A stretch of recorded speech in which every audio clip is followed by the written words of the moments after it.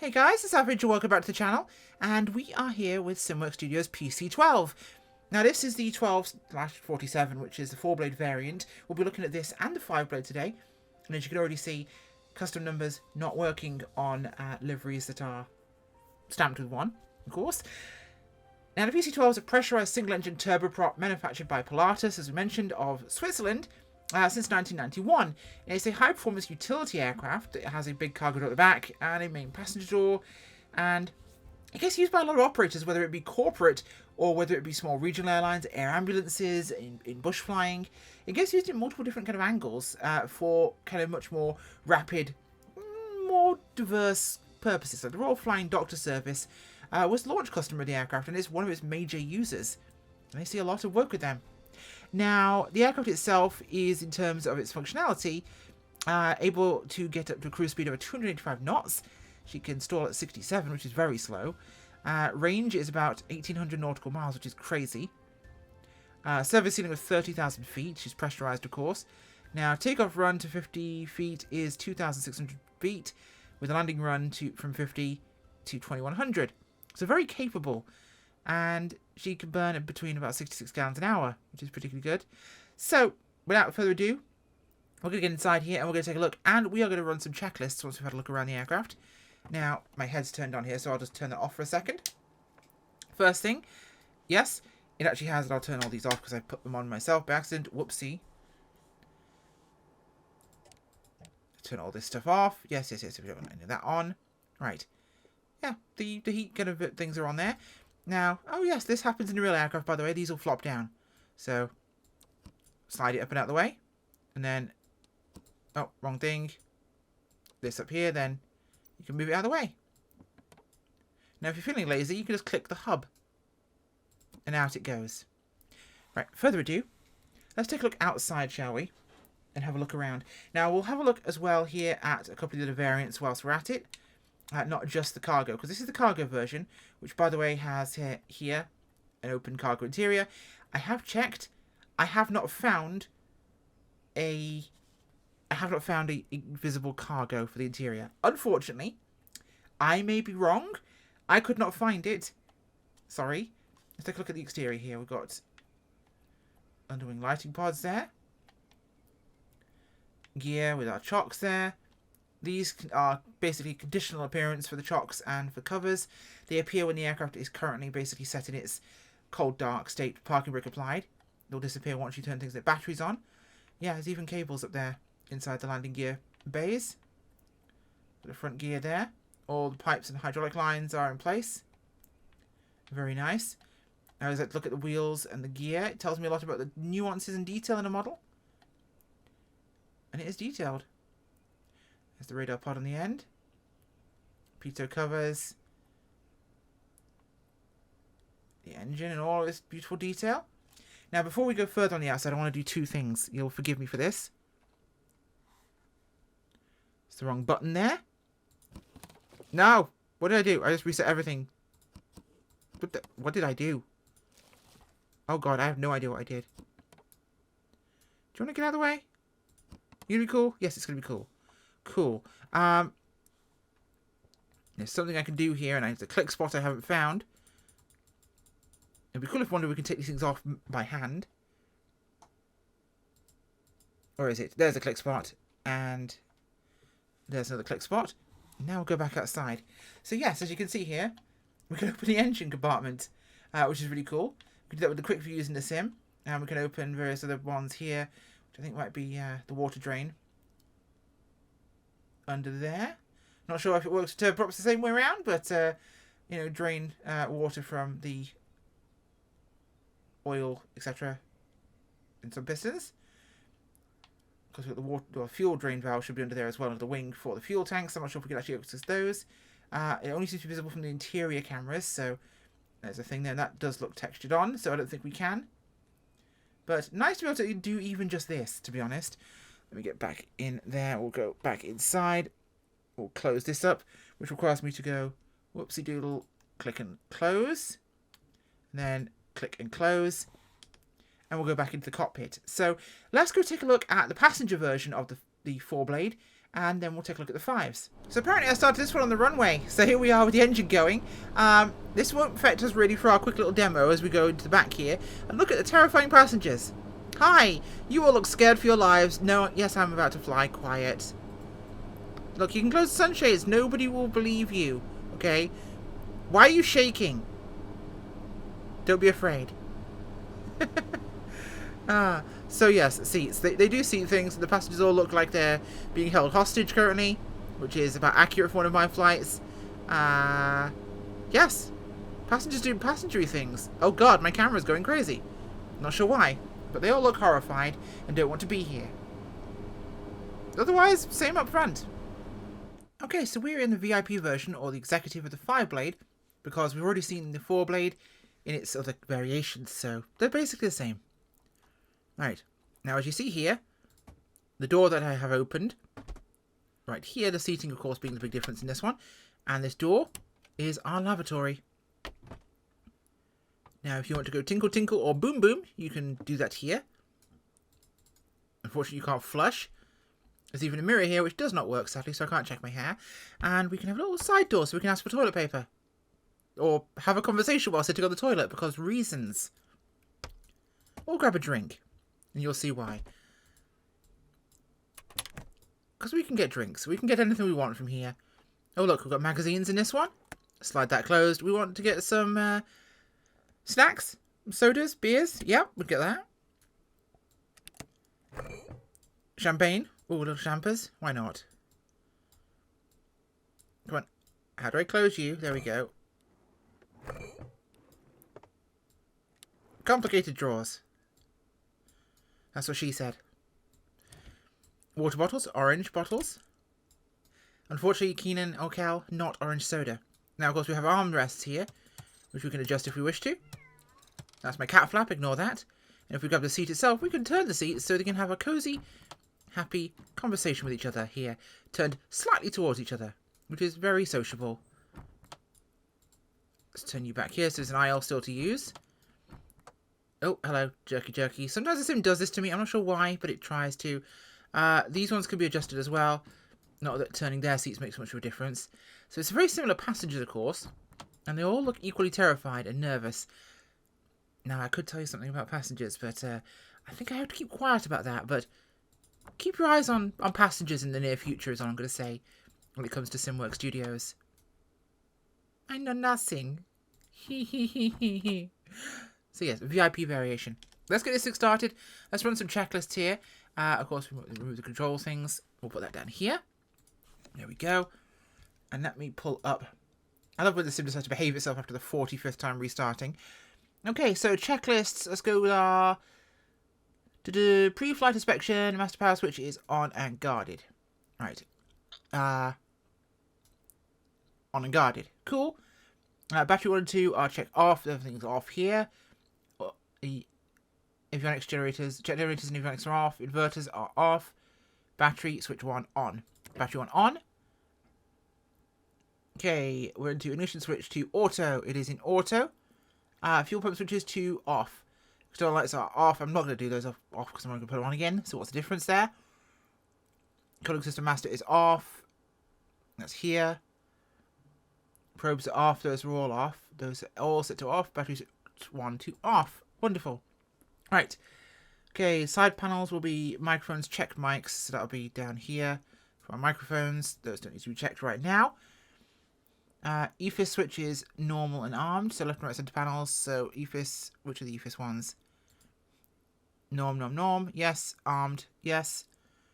Looking good. That should be enslaved. CW. Save the CW. That needs to be an auto for the ECS. Okay. Those are all as they should be and guarded to automatic and set. Landing gear handle is down, confirmed. Okay, ECS switch is to automatic, like I just said. Dump switch to as designed and guarded. Okay, that is done. Manual pressure dial is 12 o'clock. It is at...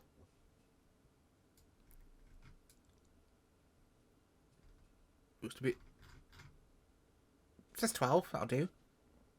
Someone's going to yell at me for that one. Okay, main oxygen lever is on. So center pedestal, so oxygen needs to be on. It is. Oxygen is on, normal and guarded for trim interrupts. They're all normal and guarded. That is set to no, this is to neutral. That's our, of course, stabilizer trim. Condition lever cut off and feather. It is cut off. That is good. Okay, flap lever 0, flaps at 0. Okay, that is fully in. And hydraulic pump panel is stowed. Those are all down there. Those are all stowed. Okay, wonderful. Right, let's do our before engine start. So standby bus switch to on. Standby bus to on. We are on. EPS switch to arm. EPS. Is EPS down here? Armed on EPS. Battery 1 and 2 are going to go on. Battery 1 on. And that's generator. Battery 2 on. Okay. Let's go to our generator inverter switch 1 on. So... oh, there we go. Is that correct? Set to... generator inverter set to on. Correct, it's on. Okay, standby bus is on. Nav lights are on. Lamp tests. Pusher test perform. There is a push test. You can perform it. I don't know how to do it because there's an extra step to take and I've forgotten what it was. So I'm an idiot. That should be set to automatic. There's 2 steps. You need to basically set the pusher test in. And then I believe you are to basically do something else. And then you advance the throttle, bring it back, and this should wiggle around and shake. And you could interrupt it with that. I don't know what the other step is. Alex from Simworks showed me this, and I forgot because I have a fish brain. So those are all set to as they should be. Altimeter should be 2992. There we go. Perfect. These are all set as they need to be. Engine start. Okay, so windows, doors closed. Beacon is on. Inertial separator as required. It's off. Passenger signs need to be on. Those are... where are they? Yep, no smoking in the seats. Stay in your seats. Okay, power levers to idle. Engine start. Perform. Start switch press. The ignition on. Oh, before we do... yeah, I was meant to basically put these 2 on. Leave it, and then set them back to auto. But we're doing it this way, apparently. That is turned on for some reason. But avionics are off. Curious. I think that's more of a working title thing. We're supposed to hit 30. It's at 20, so that's good. So we'll hit to ground on condition. There we go. That is coming up. Verify stable's at 50%. It's at 50%. It's going stable. It's going up from there. RPM above 850. That should be coming up now. It's going up. Gen 1 and 2 amps volts check. So we'll wait for this to hit above 850. It's at above 850. Generators going on. They look good. Okay. So after start before taxi, external power off. Electrical panels to verify set. Avionics need to go on for that. Okay. That's off. These are all set. We must verify our DI systems function as intended. Okay. That's, pitot heat, of course. That one's already toggled on one of my switches. Everything is correct there as intended. That is set to automatic again. Now I'm sure I'm going to get yelled at by some of the PC-12 pilots that tested for Simworks. Quite a few apparently tested for them. They're very proud of their aircraft, and it is a very nice aircraft. So they're going to feel I've cursed their beautiful beastie with my horrible behaviour, which will be happening. Okay, so DS switches as required. Yes. Checking through all these autopilots and things as required. Wonderful. We are good to go. Yes, we are good. So before takeoff, of course, the things we need to make sure we set our flaps to take off 15 or 30. So we're going to be setting to 15. Now we have 1 or 2 notches for that. So 15, 30, and 40. We don't want to take off with 40. So we'll take off our parking brake here, and we're going to taxi out. So I'll switch my head on. And one of the cool things about this, like the real aircraft, is I'm not using the rudder pedals right now. I'm just turning my yoke. Yes, this will actually allow me to use the yoke to steer the aircraft. And like a race car, I go meow, meow, meow. Wonderful, isn't it? The modern technologies and the nuances we enjoy. I'm making race car sounds with the steering wheel. Yoke. Same difference. Okay, so we do a short hop up to Orcus. I bet you're surprised I wasn't at Orcus, weren't you? Yeah, I know you were. So we'll get ourselves out here. It's like a 5-minute hop. You'll all be fine. Don't complain. Oh, that's tight. Okay, wonderful. Right, so flaps are set. Condition to air.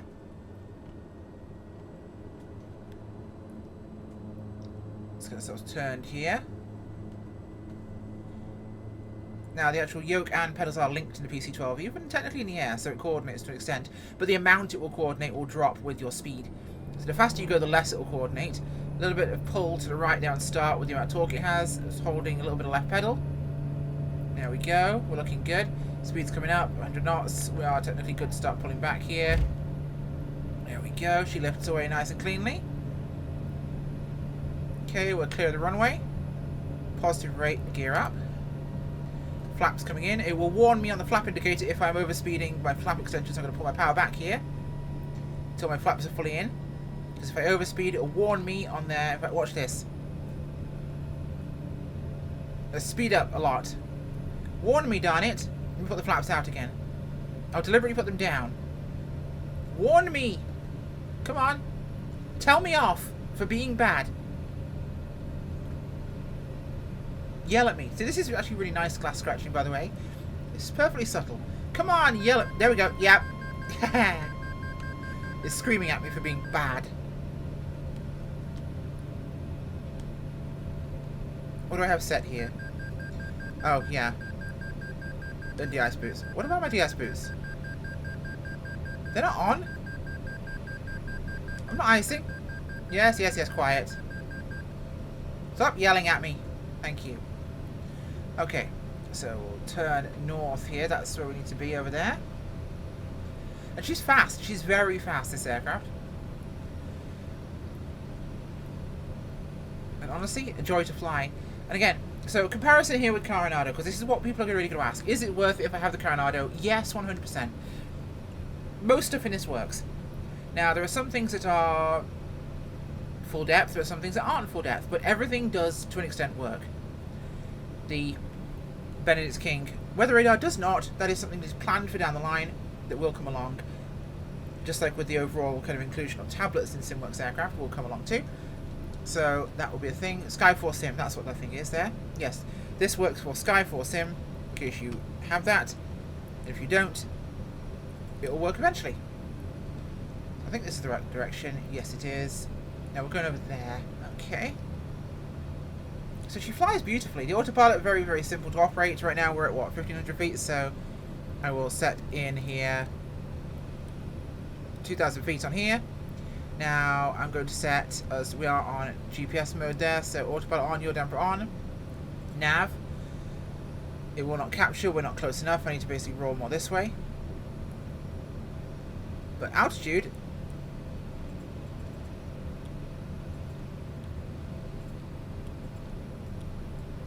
go, and we'll set some trim. It'll start to climb up again as we come on. We'll heading select then. We'll change that. There we go. Come on, autopilot, on we go. That's what we wanted. Okay, autopilot had to be on, it wasn't on. Give it a bit of trim there. And up we go to our 2,000 foot position we wanted. As we get closer to our actual track. Can I set nav, please?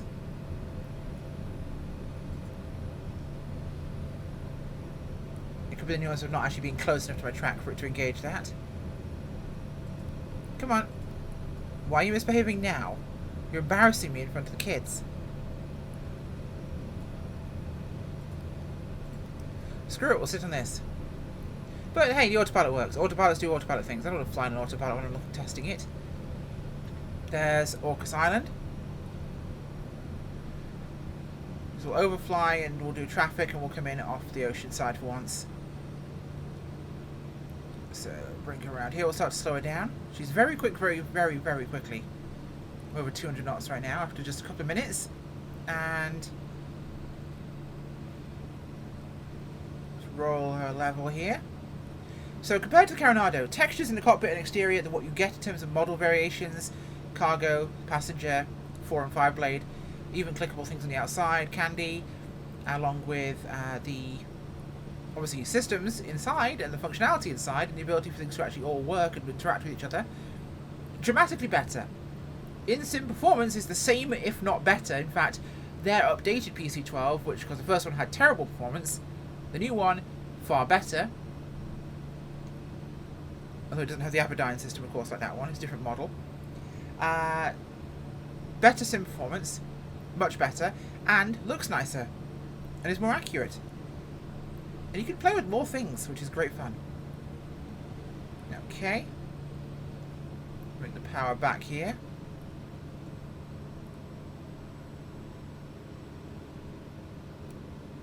Okay. I'm not sure what my gear extension speed should be. I should really check that. Is that on my checklist? Where are my V speeds? Limitations. It doesn't mention gear. There's a PC-12 pilot screaming at me right now as I was going fuck it and drop the gear. Okay, we'll turn base while I wasn't paying attention there.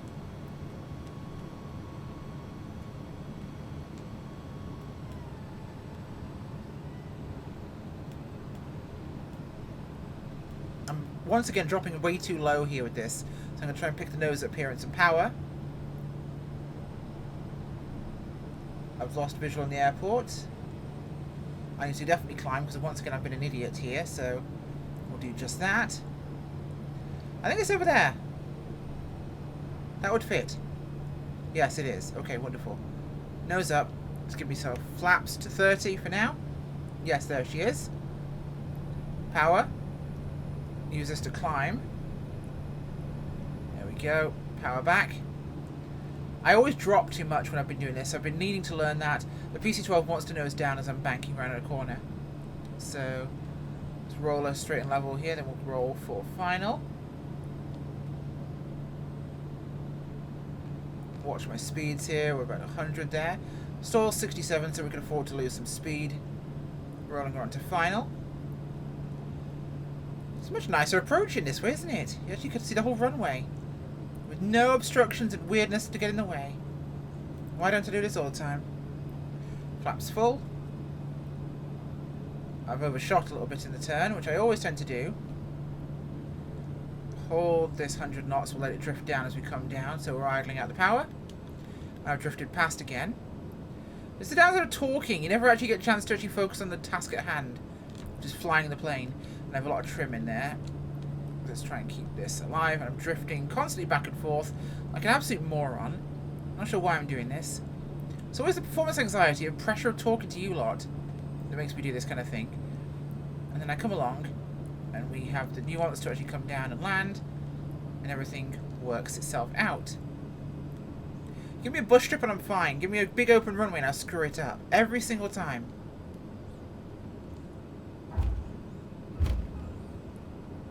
Whoa, hello. That's my fault. Too much pedal, too much pedal, too much pedal. She's a little interesting to land, I will say. That's not their fault, that's my fault. Yeah. Okay, stop. Stop. Stop. Dear God. Da. Don't touch the brakes. Don't touch the brakes. No, wrong way. That way. No, okay, you want to go that way? We'll go this way. Let's drop that down to ground. Okay, that was my world's worst rollout, I will admit. The landing was okay. The rollout was more of a fruit rollout. Fruit roll-up. Yeah. Just pretend I didn't do that, because that looked awful. There's some nuance to it. Partly because of the linkage. Something you have to get used to. And partly because of my incompetence. But she's a little bit kind of tippy, I find, on that. It might be nuance of the actual aircraft. I'm coming in probably fast. I'm aware of that much. So I'll quickly just check my speeds on this and see if the document gives me any hints as to my own personal idiocy. So I'm not seeing speeds here. I'm seeing performance speeds, I'm seeing various kind of VFE to 15 degrees, or 15 degrees, sorry. Flaps 15, VFE flaps 30, 40, sorry. Hello. No, shut up, Siri. No one asked you. Go away. Nobody ever asked you, Siri. Nobody ever wanted to ask you, why do you exist? Okay, got my takeoffs there. Got my landings. We've got landings? We've got landings? We do landings. So, okay, so flaps basically 15. We can do 165, 130 for that. So looking at our speed here, basically we can do flaps 15 all the way up here. And we can do flaps 30 at about here. So that's where our flaps 30 kicks in. Okay, wonderful. Flaps 40 further down. I'm not seeing a landing speed. You didn't tell me a speed. Take off and climb. No, it's not going to show me. But either way, the aircraft is honestly probably one of the nicest I've seen built recently. In terms of study level, it absolutely is that. It is study level. Is it full systems depth? No. Is it trying to be? No. Do I think they've done a rather good job with this thing? Absolutely. She's beautiful. Plenty of liveries, plenty of designs, and plenty of potential for more. And the sounds are wonderful. They're lovely. The team put a lot of work into its flight model, and they've worked with pilots from Pilatus and that fly the PC-12. From what I've seen, it does definitely really give me a vibe of a well-polished sim aircraft. Is it going to be exactly what every single pilot wants? Probably not. But is it what most of us want? Absolutely. There's a lot of excitement and demand for this, and I think it's a fantastically well-made product.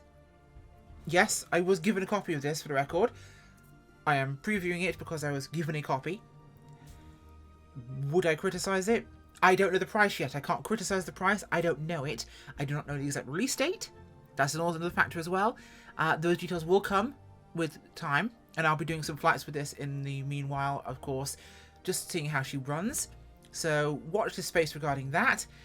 This is basically quite an early preview, so there are still some things that aren't finished. There are still things that will come.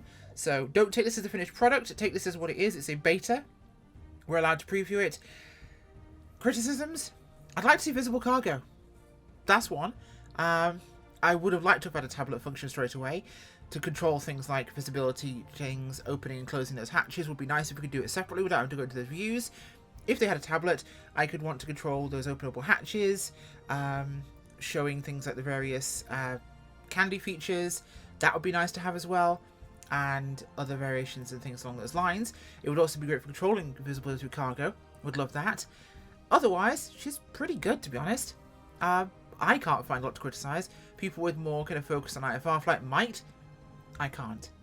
Hopefully this was interesting and informative for you. Thank you for watching, and I'll see you all soon. Bye.